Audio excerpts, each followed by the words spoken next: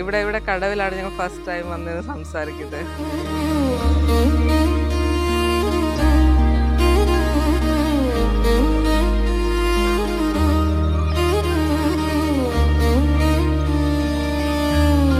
ഞാനിങ്ങനെ ഇൻസ്റ്റാഗ്രാമിൽ പ്രൊഫൈൽ കണ്ട് വെറുതെ റിക്വസ്റ്റ് അയച്ചു. അപ്പം അതിനുശേഷം അക്സെപ്റ്റ് ചെയ്തപ്പോൾ ഞാൻ ഹേ അയച്ച് അങ്ങനെ സംസാരിച്ച് സ്റ്റാർട്ട് ചെയ്തതാണ്.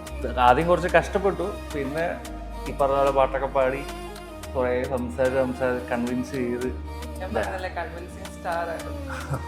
എന്ത് പറഞ്ഞാലും എല്ലാം ഓക്കെ.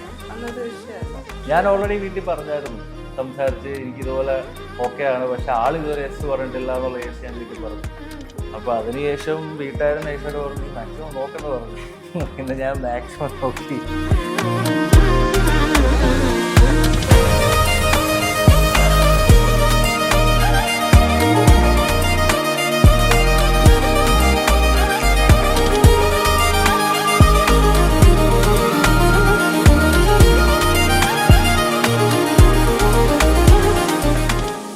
ഓരോ ദിവസം കഴിയുന്നതോറും ത്രില്ലിങ്ങിൻ്റെ എക്സൈറ്റ്മെൻറ്റ് കൂടിക്കൂടി വരുമായിരുന്നു.